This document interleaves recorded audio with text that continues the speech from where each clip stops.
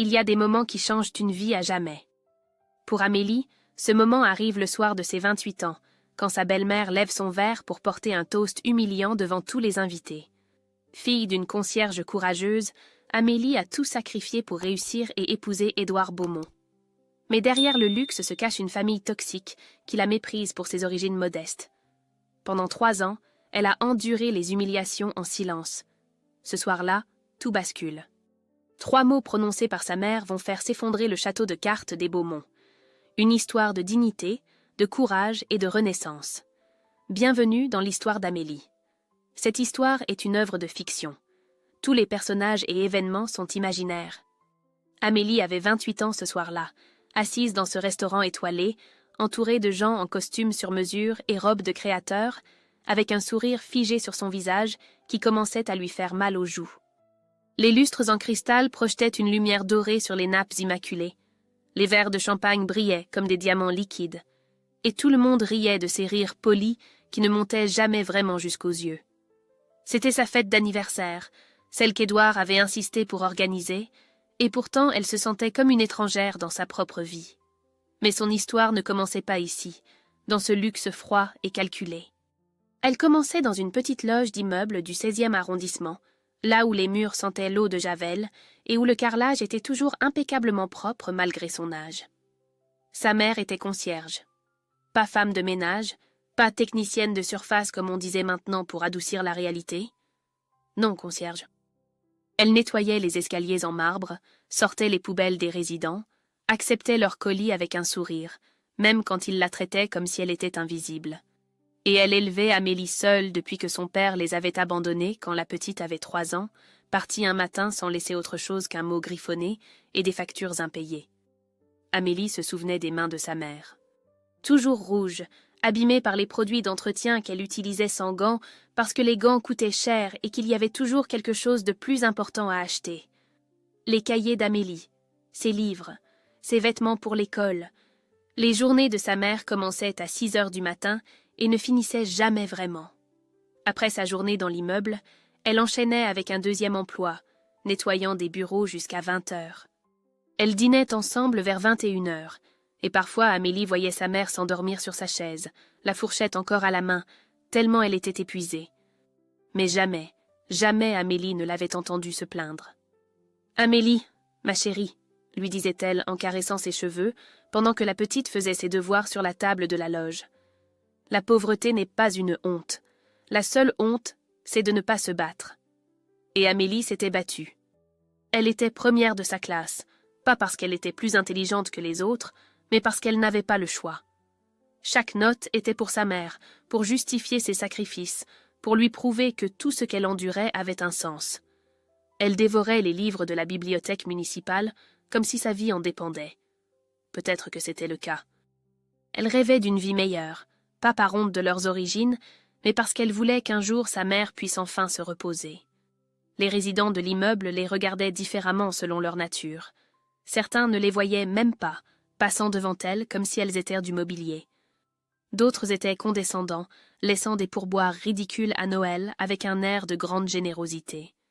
Mais il y en avait quelques-uns, une poignée, qui saluaient la mère d'Amélie avec respect, qui demandaient à la petite comment allaient ses études, qui voyaient en elle des êtres humains et pas juste des servantes. Ces gestes simples marquaient profondément la jeune fille.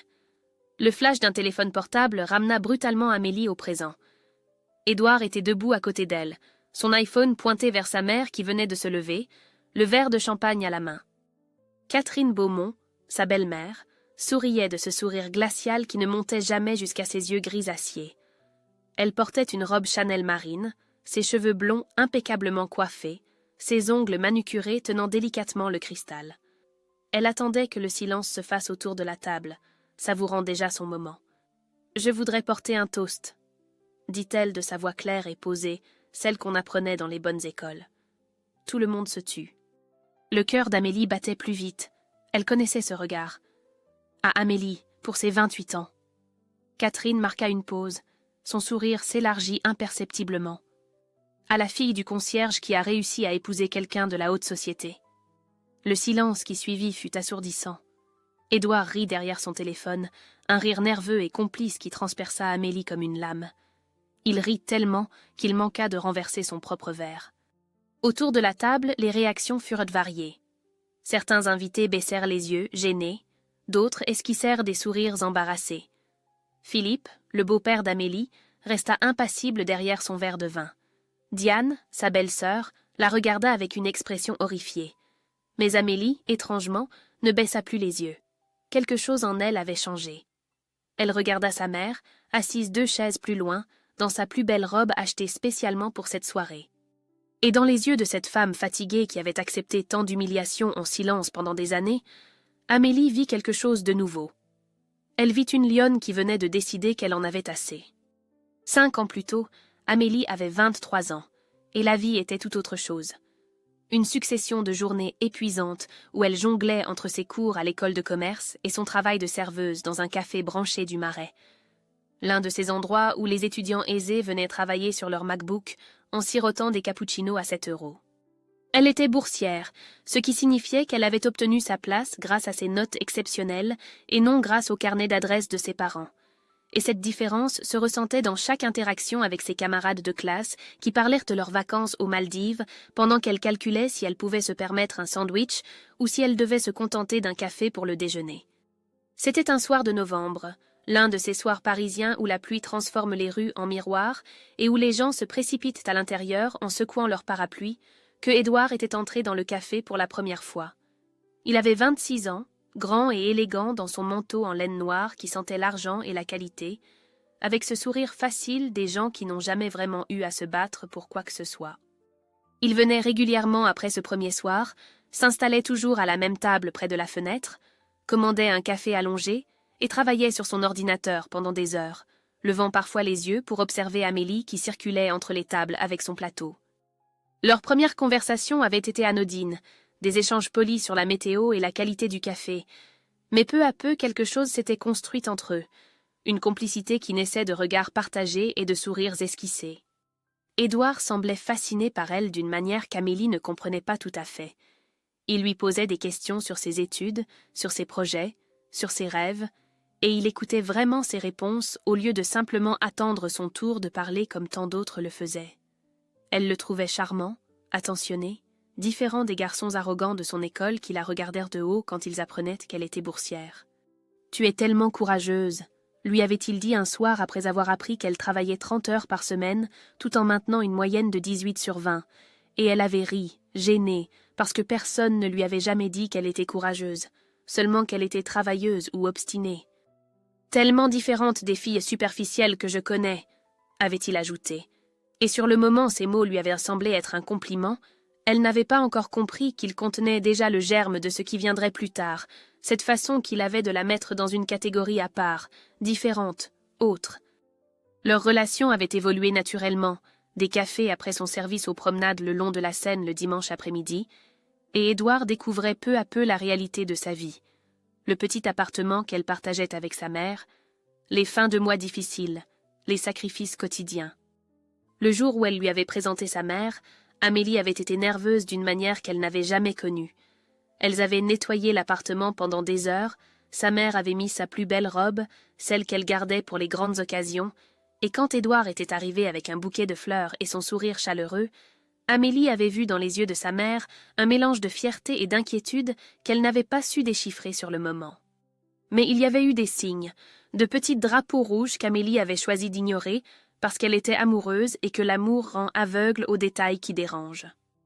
Les fois où Édouard avait évité de la présenter à certains de ses amis, prétextant qu'ils n'étaient pas intéressants, les remarques subtiles sur son accent parisien populaire qu'elle devrait peut-être travailler pour ses futurs entretiens professionnels, les suggestions délicates concernant sa garde-robe qui manquait de sobriété pour certains restaurants où ils allaient.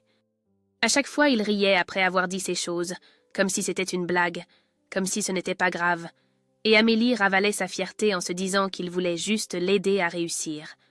Quand Édouard lui avait demandé sa main sur le pont des Arts, un genou à terre avec une bague qui avait dû coûter plus que ce que sa mère gagnait en 6 mois, Amélie avait pleuré de joie, de soulagement, de cette certitude naïve qu'elle avait réussi, qu'elle allait enfin pouvoir offrir une vie meilleure à sa mère. Il lui avait promis que seul l'amour comptait, que sa famille finirait par l'adorer, que les différences sociales n'avaient aucune importance dans le monde moderne, et elle avait cru chaque mot parce qu'elle voulait désespérément que ce soit vrai. La première rencontre avec Catherine et Philippe Beaumont avait eu lieu 3 semaines après les fiançailles, dans leur appartement de l'avenue Foch qui ressemblait davantage à un musée qu'à un foyer, avec ses 300 mètres carrés de parquet en chevron, ses moulures dorées au plafond, et ses meubles d'époque disposés avec une précision mathématique qui interdisait toute idée de confort. Catherine avait ouvert la porte elle-même, élégante et froide dans un tailleur crème qui mettait en valeur sa silhouette parfaitement entretenue, ses cheveux blonds relevés en un chignon impeccable. Et elle avait regardé Amélie de haut en bas avec un sourire qui ressemblait davantage à une évaluation qu'à un accueil. « Alors c'est vous, Amélie ?» avait-elle dit, pas enchantée, pas bienvenue, juste c'est vous, comme si Amélie était une curiosité qu'on lui avait annoncée et qu'elle venait enfin constater de ses propres yeux. Le dîner qui avait suivi avait été une torture minutieusement orchestrée où chaque question de Catherine était une gifle déguisée en politesse.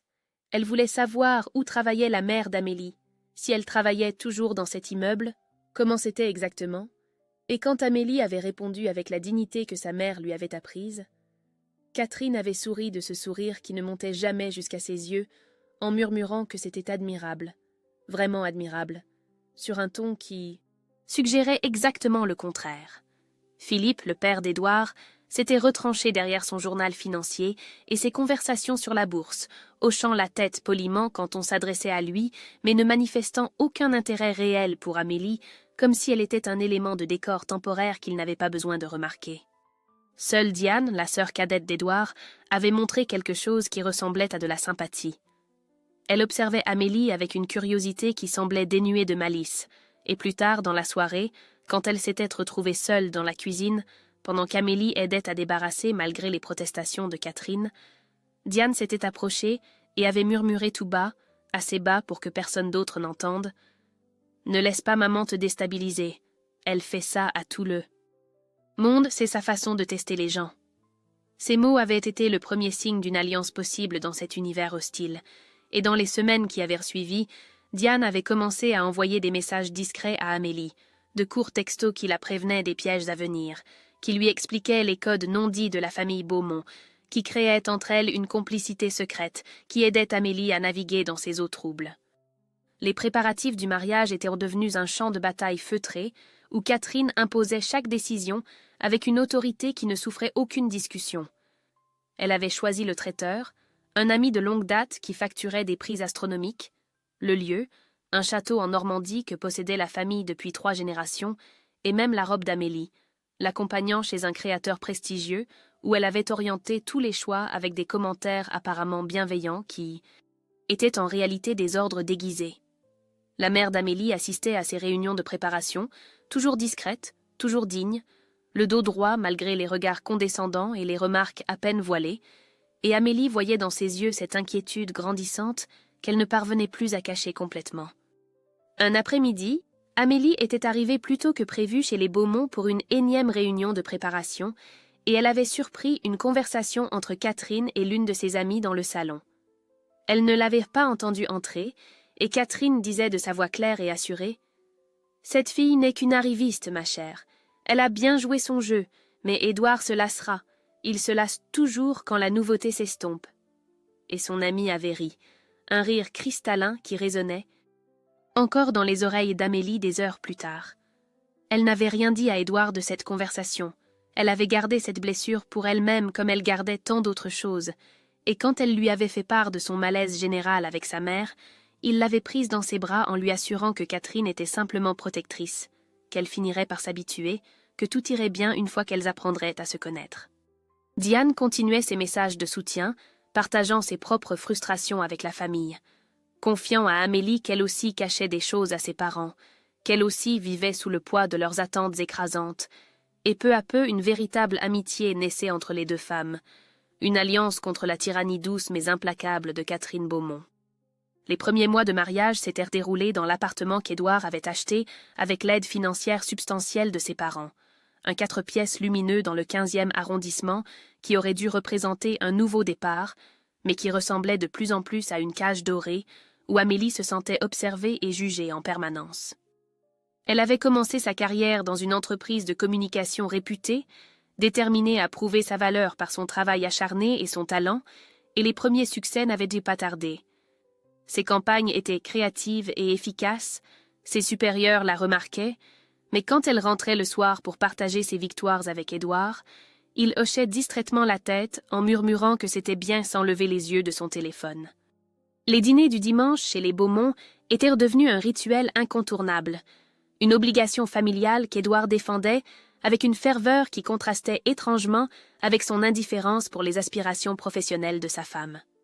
Catherine présidait ses repas comme une reine tenant sa cour, distribuant compliments et critiques avec la précision d'un chirurgien, et Amélie était invariablement sa cible favorite. Elle commentait la cuisson du rôti qu'Amélie avait apporté en disant qu'il était légèrement trop salé mais que c'était normal puisqu'elle n'avait pas été élevée dans la grande cuisine. Elle évoquait avec nostalgie les talents culinaires de Margot, une ancienne petite amie d'Édouard, issue d'une famille tout à fait convenable, et Édouard souriait en disant « Maman, arrête de taquiner Amélie », sur un ton qui transformait l'humiliation en jeu innocent. La transformation d'Édouard s'opérait lentement mais sûrement, comme une photographie qui se développe et révèle progressivement une image différente de celle qu'on attendait. L'homme charmant et attentionné qu'il avait courtisé disparaissait derrière un mari de plus en plus critique, qui commentait la façon dont elle s'habillait pour les événements professionnels, qui suggérait que son maquillage était un peu trop voyant pour une femme mariée, qui lui rappelait que son rôle principal était à la maison même si elle travaillait autant d'heures que lui. Quand Amélie avait obtenu sa première promotion après seulement 8 mois dans l'entreprise, une reconnaissance éclatante de son talent, Édouard avait froncé les sourcils en disant « Tu vas encore rentrer plus tard alors », sans un mot de félicitation, sans une once de fierté dans la voix. La santé de sa mère commençait à décliner doucement. Rien de grave encore, mais des signes inquiétants que le médecin attribuait à des années de travail épuisant et de sacrifices physiques, et quand Amélie avait suggéré qu'elle pourrait emménager avec eux dans leur spacieux appartement, Catherine avait immédiatement opposé son veto lors du dîner dominical suivant, expliquant avec un sourire compréhensif que c'était dommage, mais qu'il manquait vraiment d'espace pour accueillir quelqu'un de façon permanente, ignorant superbement le fait que 2 des 4 pièces servaient uniquement de dressing et de bureau à Édouard. Philippe avait acquiescé mollement. Édouard n'avait rien dit, et Amélie avait senti quelque chose se briser en elle ce soir-là, une fissure fine mais profonde dans les fondations de son mariage. Diane continuait à être son unique allié dans cette famille. Elles s'envoyaient des messages presque quotidiennement maintenant, partageaient leurs frustrations et leurs petites victoires, et Diane avait fini par confier à Amélie qu'elle aussi cachait quelque chose d'important à ses parents, qu'elle fréquentait quelqu'un dont elle savait qu'il désapprouverait, quelqu'un qui n'appartenait pas à leur cercle social étroit et étouffant. Cette révélation avait encore renforcé leur lien, cette sensation qu'elles étaient 2 prisonnières dans la même prison dorée, cherchant des façons de respirer malgré les barreaux invisibles mais bien réels qui les entouraient. La solitude d'Amélie grandissait de jour en jour malgré son mariage, ou peut-être à cause de lui. Elle se sentait plus seule au milieu de ces dîners familiaux oppressants qu'elle ne l'avait jamais été dans le petit appartement de son enfance où l'amour compensait largement le manque d'argent. Elle travaillait de plus en plus tard, non plus seulement par ambition, mais aussi pour retarder le moment de rentrer dans cet appartement où Édouard l'attendait avec ses remarques et son indifférence, et elle commençait à comprendre lentement, douloureusement, que le prince charmant n'avait peut-être jamais vraiment existé, qu'elle avait simplement vu ce qu'elle voulait voir parce qu'elle avait tellement besoin d'y croire. 3 ans après son mariage, Amélie était devenue chef de projet dans son entreprise, une ascension fulgurante qui témoignait de son talent indéniable et de sa capacité à transformer les idées en campagnes brillantes qui faisaient parler d'elle dans tout le secteur. Elle avait mené une campagne publicitaire pour un nouveau parfum qui avait fait exploser les ventes au-delà de toutes les prévisions.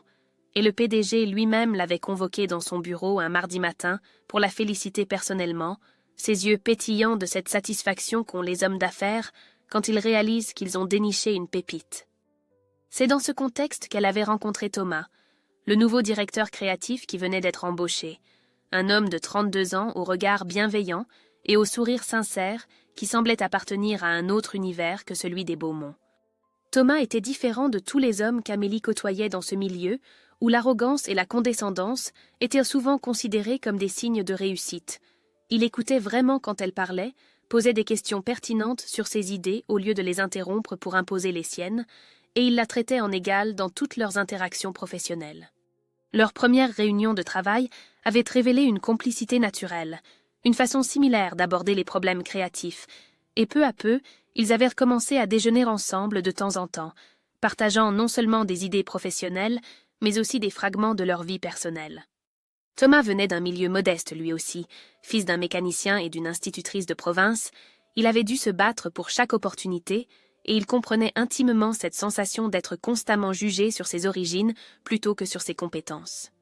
Amélie se surprenait à comparer de plus en plus souvent les moments passés avec Thomas, où elle se sentait brillante et valorisée, aux soirées avec Édouard, où elle avait l'impression de rétrécir progressivement jusqu'à devenir invisible. Quand elle parlait de ses projets avec Thomas, ses yeux s'illuminaient et il rebondissait sur ses idées en les enrichissant, créant cette dynamique collaborative qui fait naître les meilleures créations. Quand elle parlait de son travail avec Édouard, il soupirait en disant qu'elle était obsédée par sa carrière et qu'elle négligeait ce qui comptait vraiment, c'est-à-dire lui et leurs obligations sociales. Thomas ne franchissait jamais la ligne de l'amitié professionnelle. Il était respectueux et approprié en toutes circonstances, mais sa simple présence dans la vie d'Amélie lui rappelait qu'il existait des hommes capables de voir en elle autre chose qu'un faire-valoir ou un projet à modeler selon leurs désirs. L'opportunité était arrivée un jeudi après-midi, lorsque le PDG avait proposé à Amélie de diriger la nouvelle filiale que l'entreprise ouvrait à Lyon, un poste qui représentait non seulement une promotion significative, mais aussi une reconnaissance éclatante de ses capacités de leadership. C'était le genre d'opportunité dont on rêve toute sa carrière, et Amélie était rentrée chez elle ce soir-là le cœur battant d'excitation, impatiente de partager la nouvelle avec Édouard, espérant peut-être naïvement qu'il serait fier d'elle, qu'il la soutiendrait dans cette étape cruciale. La réaction d'Édouard avait été immédiate et violente. Il avait posé son verre de vin avec un bruit sec et avait dit « Absolument hors de question. Pas de félicitations, pas même une question sur les détails du poste. Juste un refus catégorique, comme si elle lui demandait sa permission au lieu de partager une décision qui concernait sa propre carrière. « Tu es déjà trop souvent absente. Une femme doit être présente pour son mari. » avait-il continué. Et Amélie avait cru avoir mal entendu parce que c'était tellement archaïque, tellement insultant qu'elle ne pouvait pas croire que ces mots sortaient de la bouche de l'homme qu'elle avait épousé. Quand elle avait tenté de discuter, de lui faire comprendre l'importance de cette opportunité pour son développement professionnel, il avait levé les yeux au ciel en disant que sa mère avait raison, qu'elle s'investissait trop dans ce travail et qu'elle négligeait leur couple. Et cette référence constante à Catherine comme autorité morale avait fait déborder le vase de la patience d'Amélie. Elle avait pensé à Thomas, qui aurait été genuinement heureux pour elle, qui aurait probablement proposé de fêter ça avec toute l'équipe, et elle avait réalisé à quel point la comparaison était cruelle et révélatrice. Pour la première fois de sa vie conjugale, Amélie avait dit non. Elle avait refusé de plier, encouragée peut-être par ses conversations avec Thomas qui lui rappelaient sa propre valeur, par ses messages de Diane qui la poussaient à ne pas se laisser écraser, par le souvenir de sa mère qui ne s'était jamais plainte malgré l'adversité. Elle avait accepté la promotion le lendemain matin, et quand elle l'avait annoncé à Édouard ce soir-là, il était devenu quelqu'un qu'elle reconnaissait à peine, froid et méprisant, utilisant exactement le même ton que Catherine utilisait avec elle lors des dîners dominicaux. Il avait commencé à sortir de plus en plus souvent avec ses amis, rentrant tard sans explication, et Amélie avait trouvé par accident des messages sur son téléphone qu'il avait laissés sur la table de la cuisine.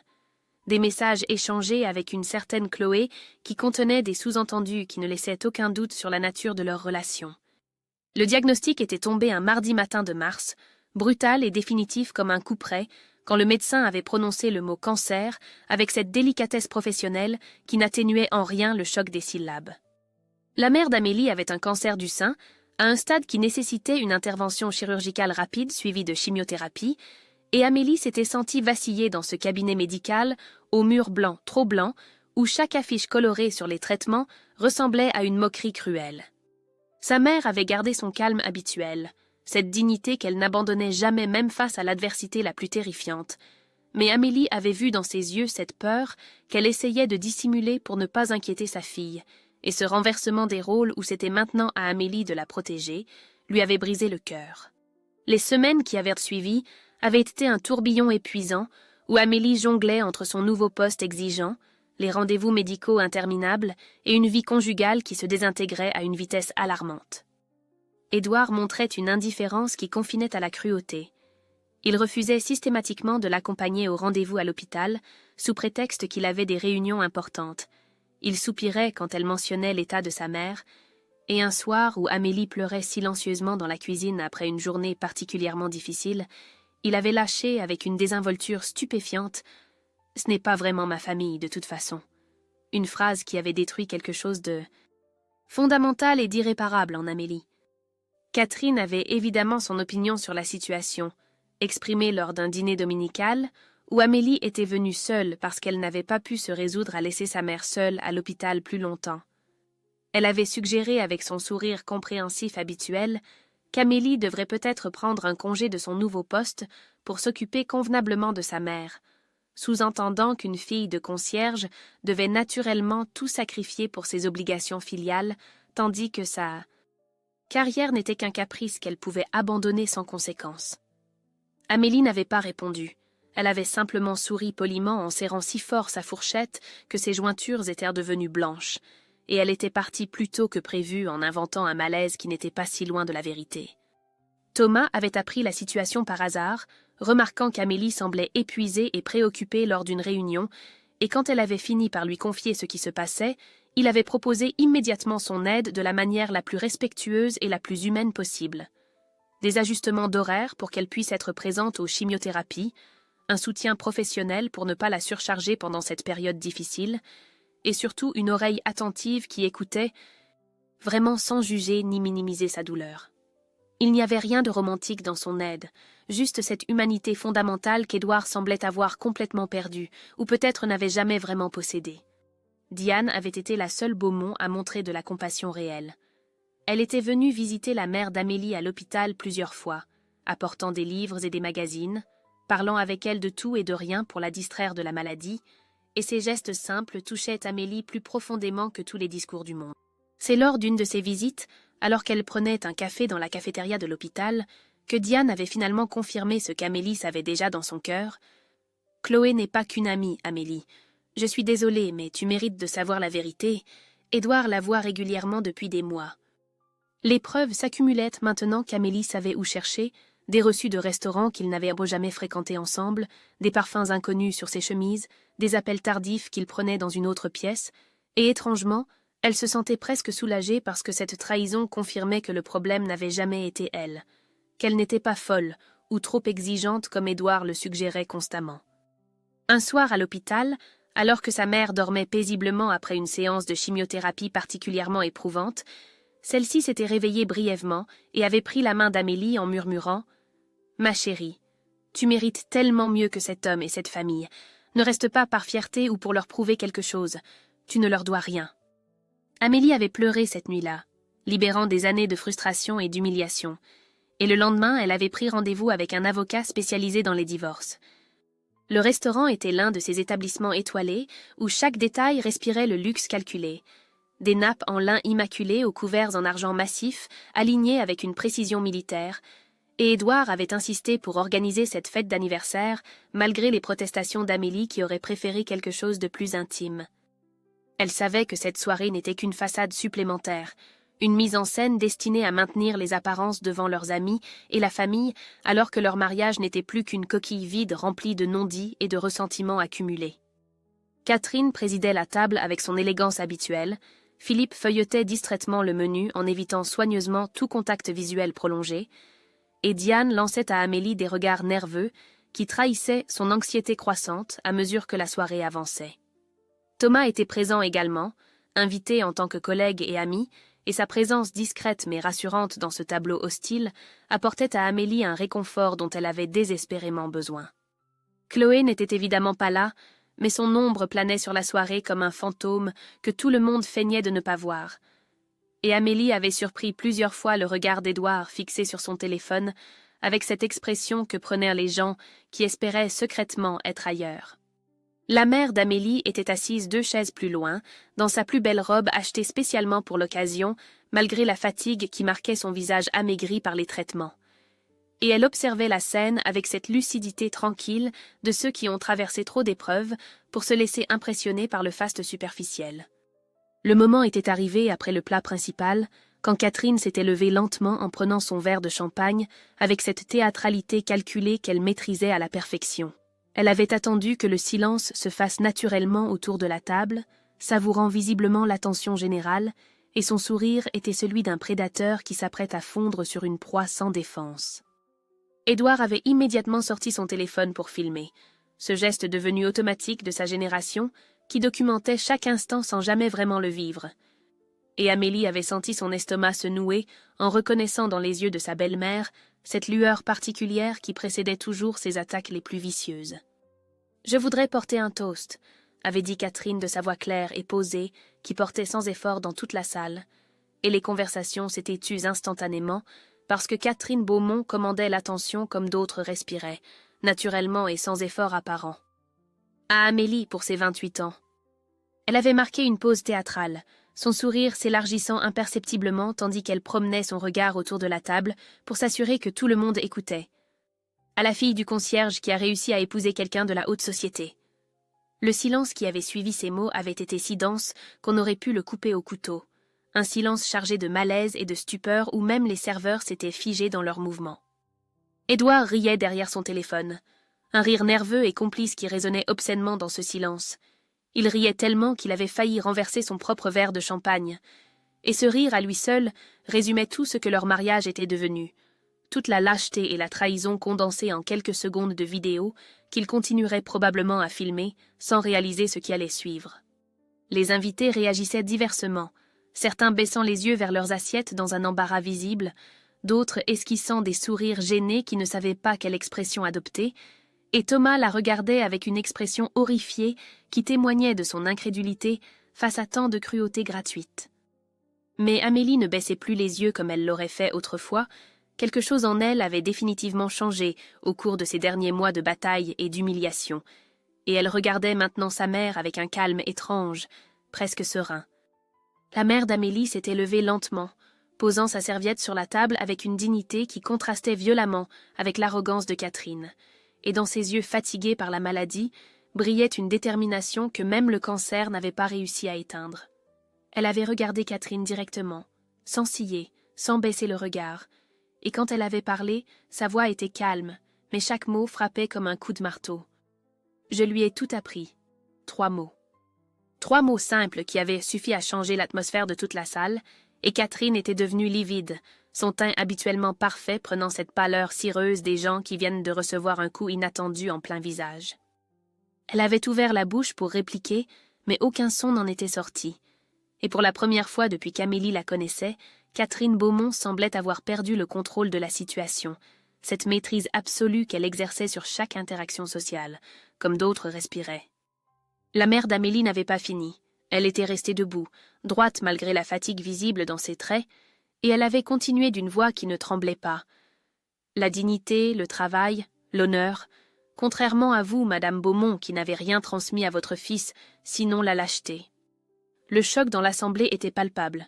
Certains invités avaient les porté leurs mains à leur bouche dans un geste de stupéfaction involontaire, et même Philippe semblait ébranlé, ses yeux quittant enfin son assiette pour regarder sa femme avec une expression indéchiffrable.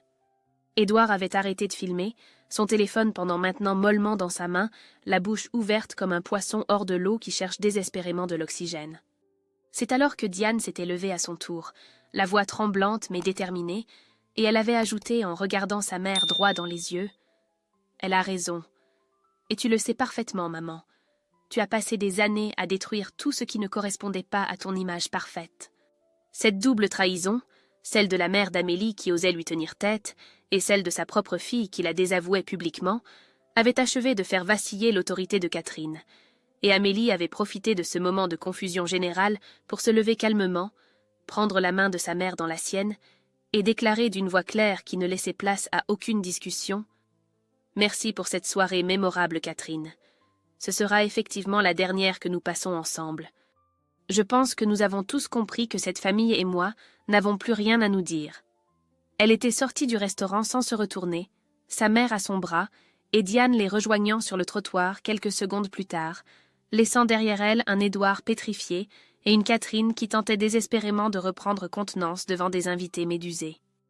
Les jours suivants avaient été un tourbillon d'événements qui s'enchaînaient avec une rapidité vertigineuse, et Amélie avait lancé officiellement la procédure de divorce dès le lundi matin, son avocat présentant un dossier solidement constitué avec toutes les preuves de l'infidélité d'Édouard et de la toxicité de la situation conjugale. La vidéo qu'Édouard avait filmée ce soir-là avait circulé par accident dans un groupe familial élargi, probablement envoyé par erreur dans sa confusion post-humiliation, et maintenant tout Paris savait comment Catherine Beaumont avait insulté publiquement sa belle-fille, et comment elle s'était fait remettre à sa place par une simple concierge malade du cancer, l'ironie de la situation n'échappant à personne. Édouard avait tenté pathétiquement de la reconquérir, oscillant entre des excuses larmoyantes, où il jurait qu'il n'avait jamais voulu la blesser, et des menaces à peine voilées, où il lui rappelait qu'elle n'était rien sans lui et sa famille, que personne ne voudrait d'une divorcée issue de la classe ouvrière. Ces tentatives de manipulation qui auraient ni peut-être fonctionné 3 ans auparavant glissèrent maintenant sur Amélie comme l'eau sur du marbre. Elle avait dépassé ce stade où les mots d'Édouard avaient encore le pouvoir de l'atteindre. Catherine avait même fait une démarche désespérée, se présentant à l'appartement d'Amélie avec une proposition indécente. Elle offrait 50 000 € pour qu'Amélie disparaisse discrètement sans faire de scandale, pour qu'elle signe un accord de confidentialité et qu'elle épargne à la famille Beaumont l'humiliation publique d'un divorce médiatisé. Amélie avait refusé sans une seconde d'hésitation. Elle ne voulait rien de leur argent souillé. Elle voulait simplement sa liberté et sa dignité retrouvées. Diane avait témoigné officiellement en faveur d'Amélie devant l'avocat, révélant des années de manipulation émotionnelle et de contrôle toxique que Catherine exerçait sur toute la famille, brisant ainsi l'omerta qui avait protégé les Beaumont pendant des décennies. Thomas avait offert son soutien avec cette discrétion et ce respect qui le caractérisait, jamais intrusif, toujours présent quand elle en avait besoin. Et Amélie réalisait combien il était précieux d'avoir quelqu'un qui vous traitait simplement en égal sans arrière-pensée. Le divorce avait été prononcé rapidement, Amélie ne demandant rien financièrement aux Beaumont, hormis sa liberté totale et immédiate, et elle avait déménagé avec sa mère dans un appartement modeste mais lumineux où elle retrouvait cette simplicité qu'elle n'aurait jamais dû abandonner. 1 an s'était écoulé depuis cette soirée d'anniversaire qui avait tout changé, et Amélie se tenait maintenant devant une salle de conférence remplie d'étudiantes de son ancienne école de commerce, jeunes femmes aux yeux brillants d'ambition et d'inquiétude, mêlées qui la regardaient comme si elles détenaient les clés d'un royaume auquel elles aspiraient secrètement. Elle portait un tailleur élégant qu'elle avait choisi elle-même sans l'avis de personne. Ses cheveux détachés tombaient librement sur ses épaules, et dans son regard brillait cette confiance tranquille de ceux qui ont traversé l'enfer et en sont ressortis plus forts, plus entiers, plus vivants. Sa mère était assise au premier rang, les cheveux repoussant doucement après les chimios, le sourire radieux de celle qui voit enfin sa fille s'épanouir pleinement, et quand leurs regards se croisaient, Amélie sentait cette connexion profonde qui avait toujours été le fil conducteur de sa vie, l'amour inconditionnel qui ne demandait rien en échange, sinon d'être soi-même. Elle était directrice régionale maintenant, un poste qu'elle avait obtenu uniquement grâce à son mérite et à son talent enfin pleinement reconnu, et son bureau dans le 15e arrondissement surplombait Paris avec cette vue qui lui rappelait chaque matin combien le chemin parcouru avait été long et difficile, mais tellement valable. L'appartement qu'elle avait acheté avec ses propres économies n'était pas immense, mais il était rempli de lumière naturelle, de plantes vertes qu'elle arrosait religieusement chaque dimanche, de photos de sa mère et d'elle prises lors de moments authentiques où elle riait sans retenue. Et chaque objet dans cet espace lui appartenait vraiment, choisi par elle et pour elle, sans le poids du jugement constant qu'elle avait supporté pendant 3 longues années. Diane était devenue bien plus qu'une alliée. Elle était maintenant une véritable amie, presque une sœur de cœur, et elles déjeunaient ensemble chaque semaine dans de petits restaurants qu'elles découvraient au hasard de leurs promenades, partageant leur vie libérée du poids toxique de la famille Beaumont.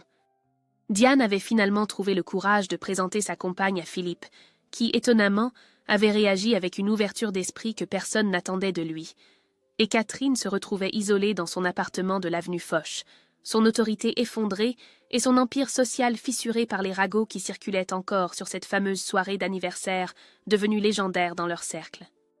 Thomas et Amélie s'étaient rapprochés naturellement au fil des mois, sans précipitation ni pression, juste cette évolution douce et évidente de 2 personnes qui se découvraient progressivement et s'appréciaient, pour ce qu'elles étaient vraiment.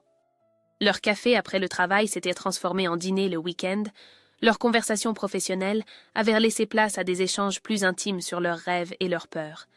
Et le premier baiser était arrivé 6 mois après le divorce, doux et naturel comme une promesse longtemps attendue. Il la faisait rire avec cette légèreté qu'elle avait oubliée pendant ses années avec Édouard. Il la challengeait intellectuellement sans jamais la rabaisser, et surtout il la respectait profondément dans cette égalité parfaite que devraient avoir tous les couples, mais que si peu atteignent réellement. Dans cette salle de conférence, Amélie parlait de résilience sans jamais utiliser le mot. Elle racontait son histoire sans apitoiement ni amertume. Elle encourageait ces jeunes femmes à ne jamais accepter qu'on les diminue sous prétexte qu'elles venaient d'ailleurs, ou qu'elles n'avaient pas les bons codes. Sa mère pleurait doucement de fierté, essuyant discrètement ses larmes avec un mouchoir froissé.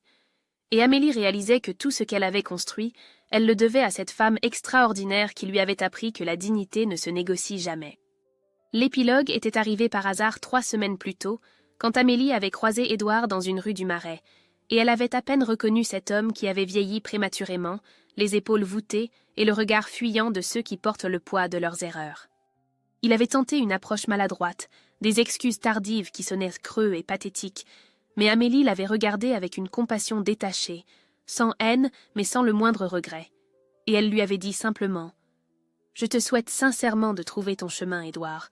Le mien est tracé, et il est lumineux. » Elle s'était éloignée sans se retourner, rejoignant Thomas qui l'attendait au coin de la rue avec 2 cafés et ce sourire chaleureux qui illuminait ses matins, et elle avait réalisé en marchant à ses côtés qu'elle n'avait jamais été aussi libre, aussi forte, aussi pleinement elle-même que dans cet instant précis où elle n'avait plus rien à prouver à personne sinon à elle-même. Parfois, le plus grand acte de courage n'est pas de rester, mais de partir et de se reconstruire. Et vous, qu'auriez-vous fait à la place d'Amélie? Auriez-vous eu le courage de dire non plus tôt, ou fallait-il ce moment pour tout changer? Partagez votre opinion en commentaire.